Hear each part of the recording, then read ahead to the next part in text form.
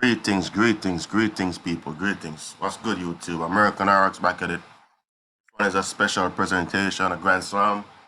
Um, this one I want to call Breaking the Spell. For all you people who are confused and need more clarity on what really took place, what happened politically that decimated our identity and was used to usurp our status, our standing in relation to the colonization, are the colonizing forces that do not honor their own laws that they create, right? So let's get with it. Let's begin. Indian reservations, right? The Indian reservation system established tracts of land called reservations for Native Americans to live on as white settlers took over their land. The main goals of Indian reservations were to bring Native Americans under U.S. government control. What I've been telling you, reservation Indians, man. What have I been telling you, reservation Indians, man? You think it was a play? You think it was a joke? You think it was a game? Minimize conflict between Indians and settlers and encourage Native Americans to take on the ways of the white man, right? But many Native Americans were forced onto reservations with catastrophic results and devastating long-lasting effects, as we see today, right? It's happening today. In 1785, the Treaty of Hopewell was signed in Georgia, the largest state at the time, placing the native Cherokees under the protection of a young United States, and setting boundaries for their land. Now, when they say young United States, what are they referring to? Because 1785, the United States didn't exist, all right? The United States didn't exist in 1785. The United States exists beyond 1787, okay? So I don't know what they're talking about when they say young United States when it never existed. Unless they're talking about the Confederation, all right? Placing the native Cherokees under the protection of the young United States. But it wasn't long before European settlers intruded the Cherokee land. The Cherokees cried foul and revolted against the white settlements.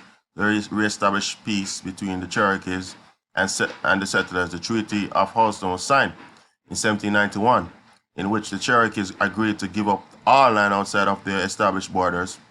Not only did the federal government want Native Americans to give up their land, they also encouraged them to become farmers and Christians. Body bag. In the early 19th century, settlers moved into southern Cherokee territory en masse. That means that in a large mass, right? And wanted their government representative to claim the land. The United States acted to remove all Indian nations from southeast Georgia, agreed to cede her western land to government in return for Indian land title. Now, what I'm talking about when I talk about aboriginal title, right? When you treaty with the United States, right, you are consenting to them taking your land, and you are consenting to be under their jurisdiction. Now, if you're on the reservation, that was a United States federally created instrumentality to regulate those subjects on the reservation, because that's what you are on this reservation, a subject. Okay? Andrew Jackson, after the Louisiana Purchase, Thomas Jefferson hoped to move Eastern Indians tribes past the Mississippi River, but most Indians rejected this idea. When Georgia held lotteries to allocate seized Indian land, see, this is where the $5 Indian came in, okay? They held lotteries to allocate seized Indian land, and Battle Weary Creeks, who sought sanctuary in East Alabama, fought for their independence against the militia of Andrew Jackson, which included the so-called friendly Indians. So-called, right? After suffering a devastating defeat at what became known as the Battle of horseshoe bend the creeks, yielding more than 20 million acres of land to the federal government. Over the next several years, the government passed several acts to diminish Indian autonomy. I'm saying, to diminish Indian autonomy. How you have power to diminish Indian autonomy? It's only one way, and it's when you contract with them, right? When you have joinder. This is why it's important to know how to reserve all rights and waive none, okay? Despite the Cherokee forming a new constitution-based government of their own, in December 1828, Georgia ordered a seizure of remaining Cherokee land in their state.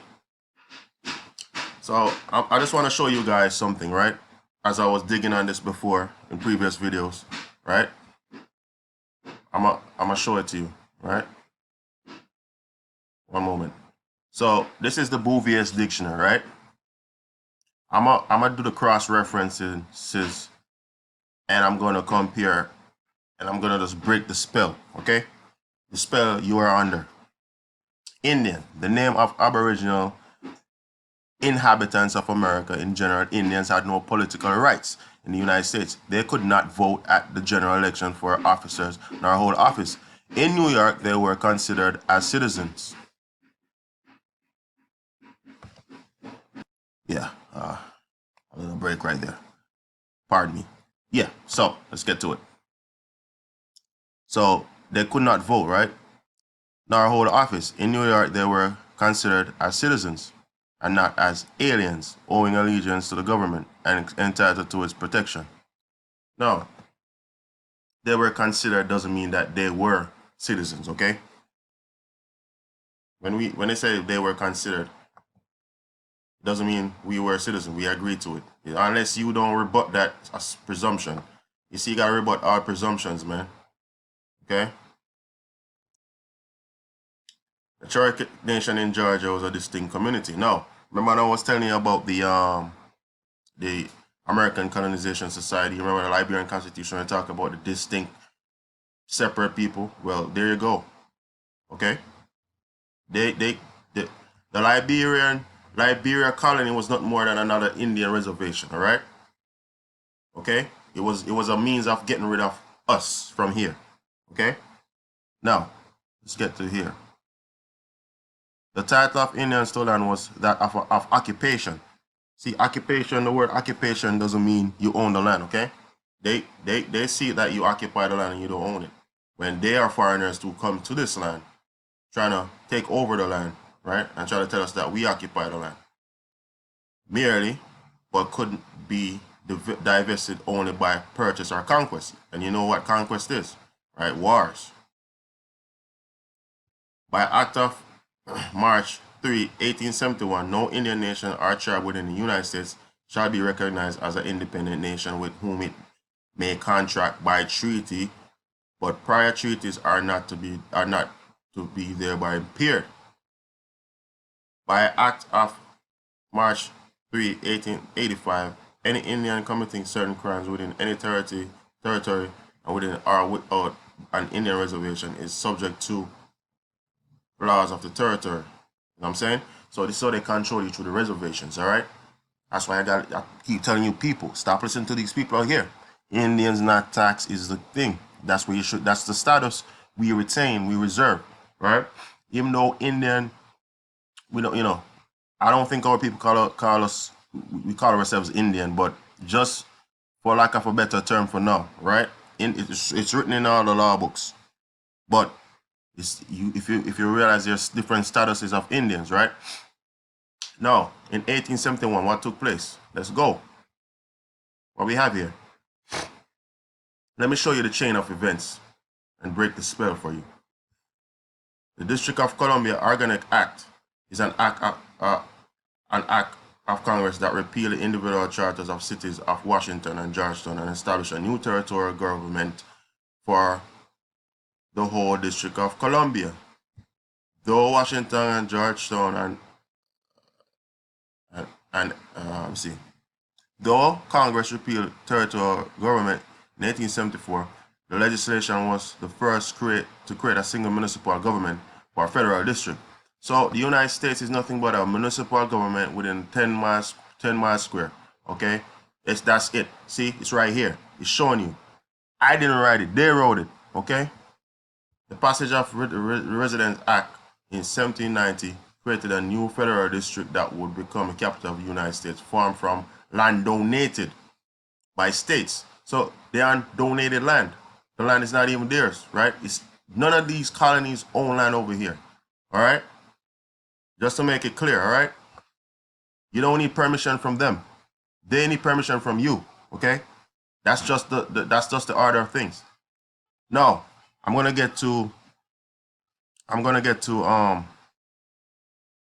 so let me get to, hold on. Another thing I wanted to get to, all right? So the Civil Rights Act, right?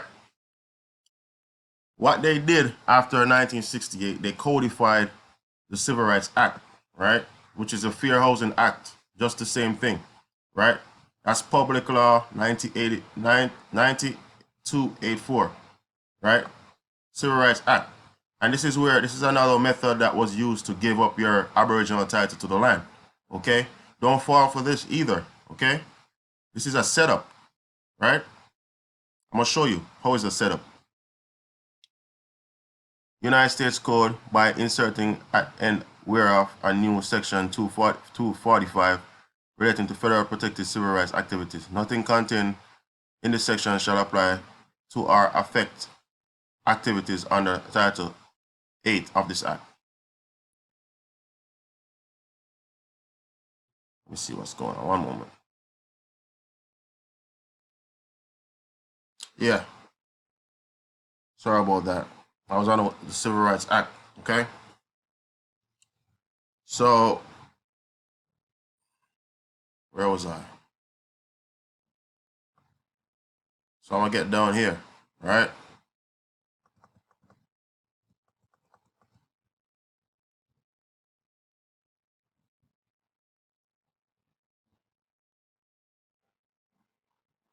Yeah, so get down here, right?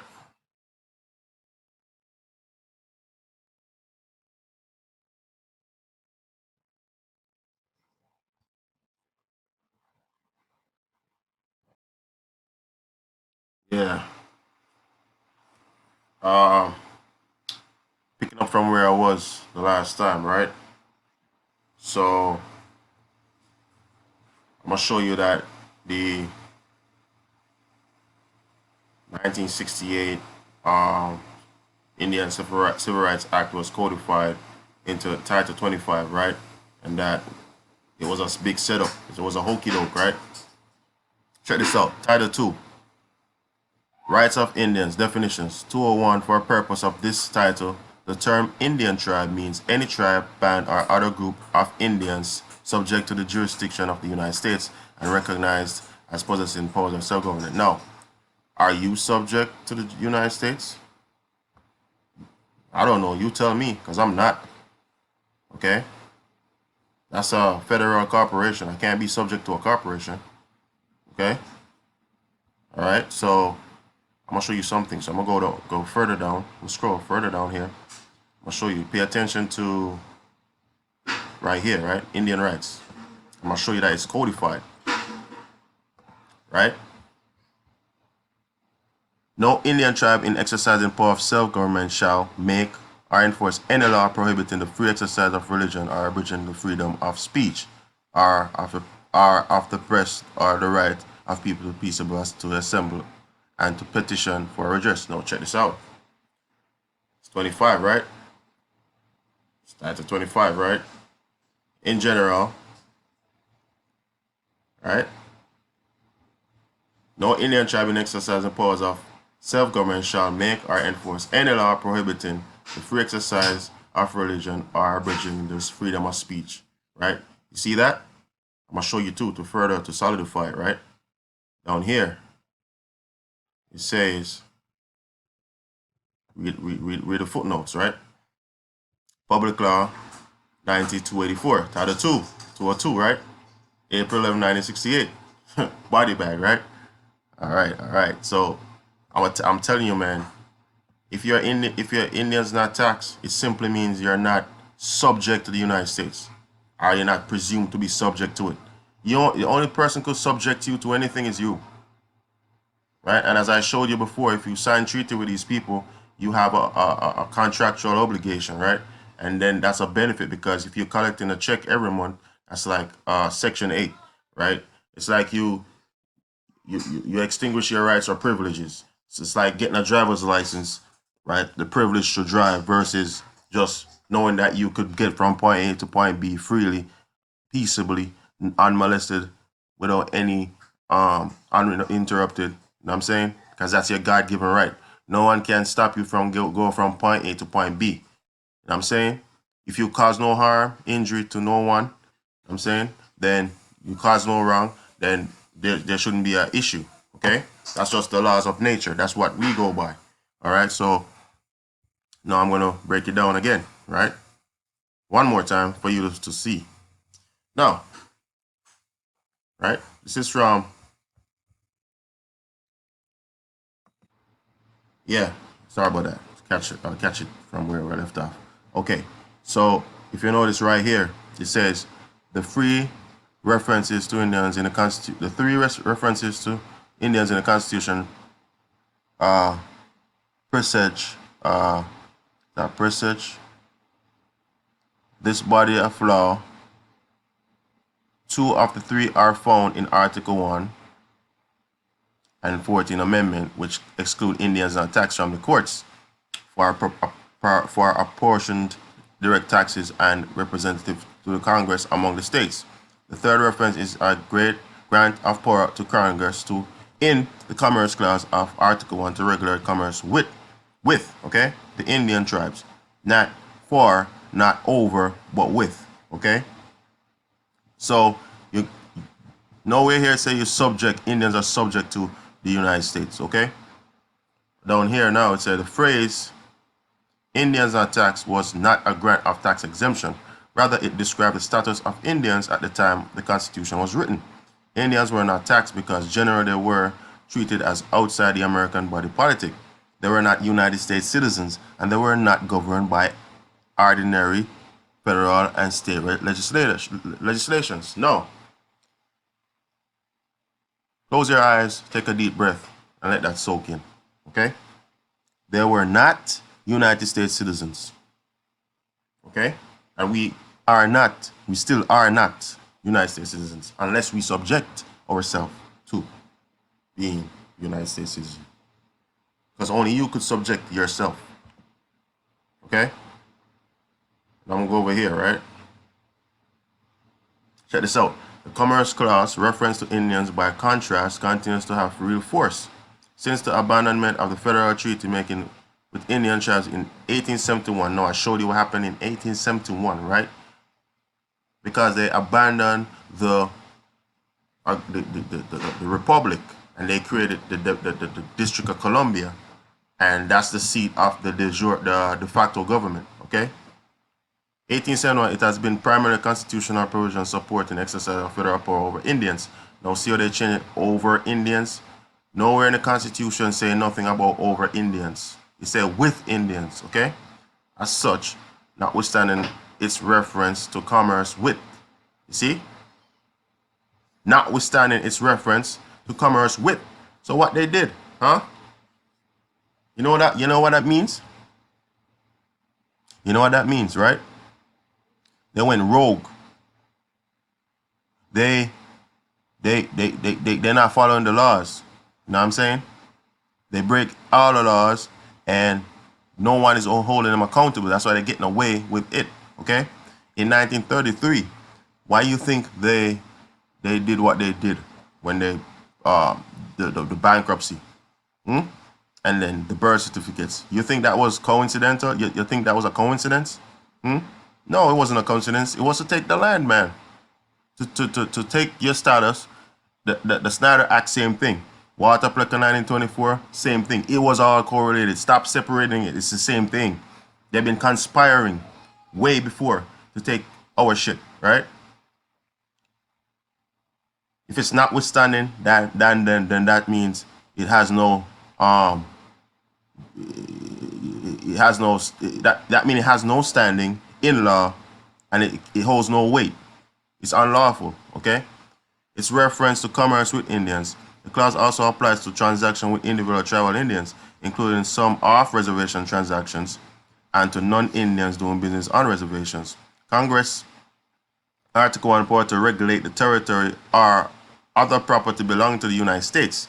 Now, you see what I'm saying? So your reservations belongs to the United States, so they can regulate it. You get it now?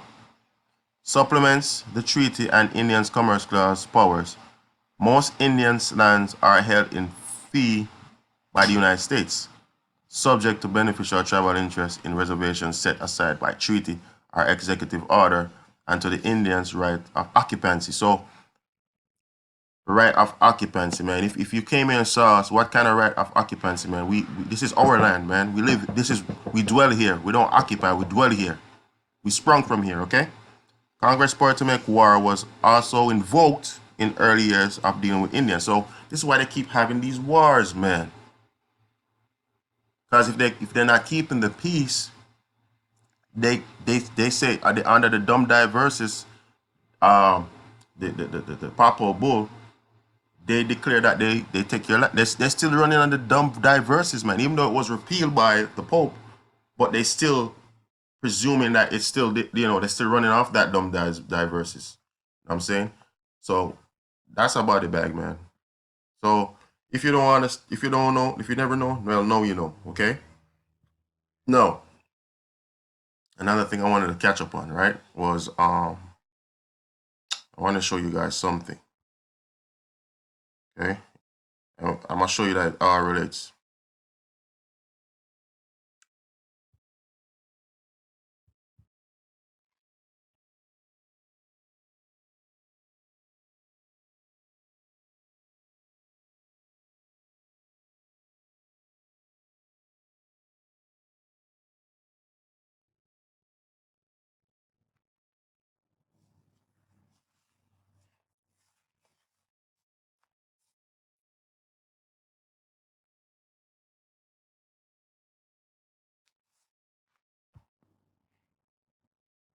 Yeah, so this SF 181 form, right?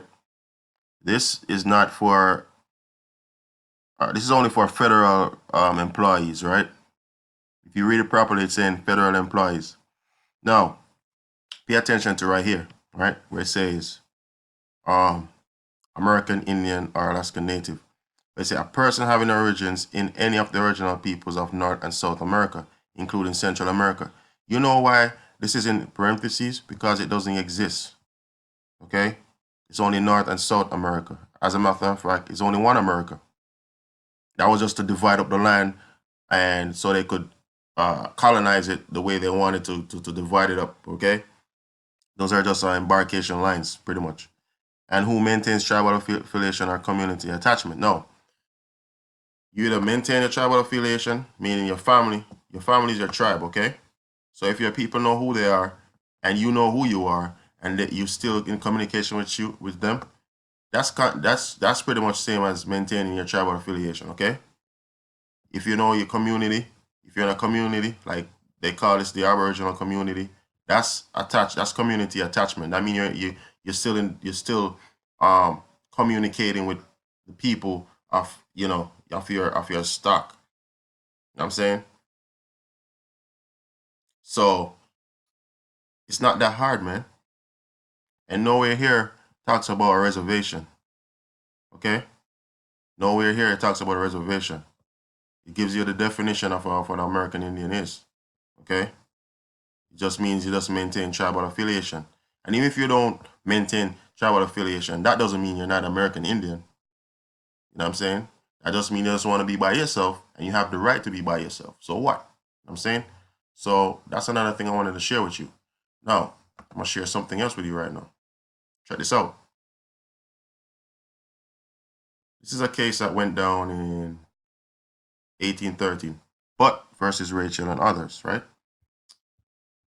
Supreme Court of Appeals, this thing is in Virginia.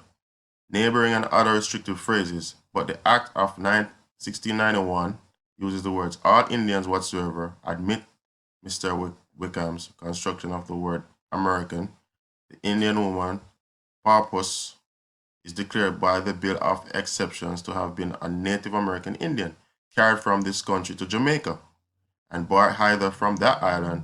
We had no right to declare purpose free in Jamaica, but we had the right to say that when brought into our territory, she should be free. Now, so they took her to Jamaica, right? Just to try to disguise her as not being an Indian, but she know who she is, so they couldn't um, play that card. You know what I'm saying? She know who she was, right? In the case of Hanover and others, Davis, the General Court decided in the year 1787 that no Indians brought into Virginia since the passing of the act. And remember, Virginia is the seat of where the colonies really started, the United States. The Virginia Company is what started the United States. So if it was passed in Virginia, that means it goes for all states, okay? No Indians brought into Virginia since passing of the act 1705 can be slaves in this Commonwealth. I am not clear that the Court of Appeals will not settle the same point, Jenkins. So I wanted to share that with you, right? See, you can see something else down here. But our difficult to remove decisions. No Native American born into Virginia since year 69 will under any circumstances be lawfully made a slave. If Mr. Wickham construction prevailed, the law recognized the freedom of Indians might always have been evaded by kidnapping Indians, carrying them to Jamaica, and then bringing them to the state. Okay? So, we all know what's going on there, right?